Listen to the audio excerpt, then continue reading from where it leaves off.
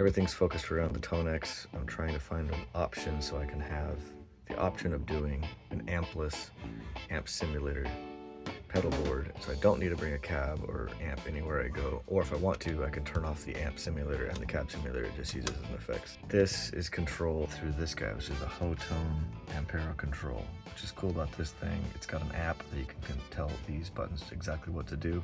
Also, the expression pedals in, it's got 2 of them.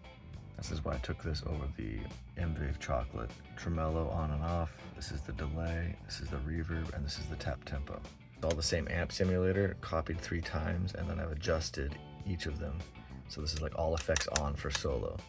This one's turned down to normal crunch, and this one's almost clean. So I have those options. That's sort of my gain staging. I also have a Tonex 1, which I use for a separate signal path. I wanted to be able to plug my guitar in cleanly into one spot. So this is like a patch bay kind of thing. Go in and then out, and then eventually it comes back in and then out here. But I also interrupt signal, which is an optional thing, and I'll explain that right now. Getting back to the beginning, in, it immediately goes directly out into the whammy pedal. Whammy pedal's got a wet output and a dry output. Bypassing the pedal and all of the Tonex and everything, I come out the dry, the AB switch, and this basically just turns on and off whether or not the signal even goes. So I try to leave everything on, so it's always on, and then I just turn it on and off with this, so it's close to me, but also so it'll effectively turn off all the signal, because other issues can arise if I don't. Dry, boom, into the glorious OC3, not the 5, the OC3. Thank Shane Hall for introducing that to me. With this and the poly function, if you turn it to poly, you can sweep, and then this makes a sub octave for only specific notes. So I can have just the E and the A string on the guitar be bass, and then all the other strings are uninterrupted, so you can do pretty chords and do the bass at the bottom. From there, the signal's a little low, so then this thing is just to boost everything. I crank up all the EQ, all the gain out, just to give it more gain. Should get another gain pedal or something, but this works pretty well. Out of here goes into the Tonex 1. This one's dedicated as a bass cab simulator. This is an acoustic 360 capture. And so from here, I can go straight out into a bass cab or into a DI, and it'll have an acoustic 360 amp. So that way the OC3 will have like an actual bass sound instead of a low sub super synth sound. Give it a cab, turn up some gain, do whatever. I can even plug in through the USB-C another pedal and activate its own independent control. I'm not doing that, it's too much. It's already too much to do 1, 2, 3, 4, 5 pedals just to do the sub octave thing. That's how much I think the OC3 is cool. So boom, boom, boom, boom, boom. Amp simulation into a looper. I've rigged this one and rewired it so the stop button is actually on top.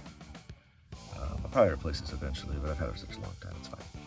From here, you can go out into a cab, or, like I said earlier with this patch bay feature, I can actually take the sub from all of that and introduce it back into the signal chain. And so the output has both the guitar and the sub joined together on one channel. So I got options. If I want it to be clean, I can send it out to its own thing. If I want it to be one output, I can do that too. So that's just for the sub element. Now getting back to the beginning, guitar in goes to the whammy. Whammy dry goes out and does all the sub bass stuff, bypassing all the effects. The wet goes into this fuzz pedal, and that goes directly into this phase. Play them at the same time. Lucas from Hell and Jaws got me addicted to that. I actually bought both of these to put on his rig when he came to America and needed some pedals. And then I kept them because I really liked the sound. Thank you, Lucas. Then out of here, we go into the Tonex. Tonex, one channel goes out into the volume. So I can turn off the volume, and that kills the guitar signal directly. But the second output goes to a cable that is ready to go to a talk box. So all of these pedals of synth and all this kinds of stuff, and the delay and whatnot, if I turn off the signal to the amps, basically, I still have a signal going to the top box. So, and that's also in stereo. So when I turn this thing on and I have a delay that's ping pong, I got my amp and my mouth doing this weird spread. So that's the end of the line for channel, the left channel, or the right channel out for stereo. Left channel goes into the old trusty DL4. DL4 I've modified, so if you click this, it's a dedicated looper. It's like turning the switch to looper. And of course, you know the wonders of the DL4. As just a looper, it's amazing. Then, turn it off, and it's a dedicated, since 1999, this has been like the go-to delay simulator. So it's an Echoplex, Space Echo, and I think a Memory Man. And all has, at any time, pick one of these as a preset for delay, ready to rock. And this is a dedicated tap tempo button for this thing. DL4 is huge, but super, super useful. And then from here, goes to the input here, and then it goes out the output here. And like I said, I can make it clean, just guitar stuff, or add back the bass by doing that. Boom. A couple things I've added extra. This guy is going into Tonex. This guy is basically like setting an expression pedal from certain distances. So it's like from almost totally heel to pretty much toe. You can dial in the parameters. So that's going to be like set to the reverb. So if I do this, it's a shorter reverb. When I do this, it expands the reverb. So with one switch, I've got multiple reverb parameters for the same reverb tone. For this guy, controlling in here, controlling this is the delay, the decay.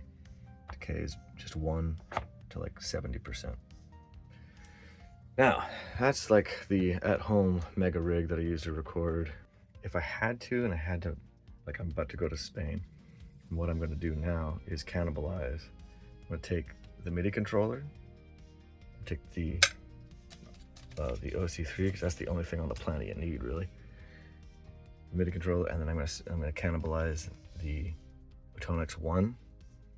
And the only way to get the Tonex 1 to be controlled by this is you need a bridge, MIDI bridge. This took about a month to get from Australia. This is the Pirate MIDI Polar Plus. It's got 2 buttons in addition to converting MIDI into USB-C. So it'll go out MIDI into the MIDI 1/8 inch, and then it'll be USB-C to that, and then I'll be able to control tremolo, delay, reverb, tap tempo, and then 2 additional buttons for whatever my heart's content will be, which I might just make like an acoustic 360 if I'm playing bass, acoustic 360, and then acoustic 360, same setting, but like gained up. Or if I'm doing it as a guitar rig, similar thing, a guitar amp, gained up guitar amp, so back and forth between the presets. So that pedal board will look like this with the Tonex one right here. So when I do travel, I can have a really slammed little rig, and when I'm at home, plug everything back in, and I'm full speed. And also, I'm not afraid of 44.1, which is the maximum speed that this thing interfaces with. Using this, and then as I'm using it as an interface, I can plug in. I have a dedicated right angle headphones jack that I can plug in headphones at any time. So I could probably actually do that for an in-ear monitor rig, although it would be bypassing the delay. But anyway, I have, this is just like a straight up easy access to monitor headphones. And that's it. Many, many, many moons of getting this put together. I'm stoked.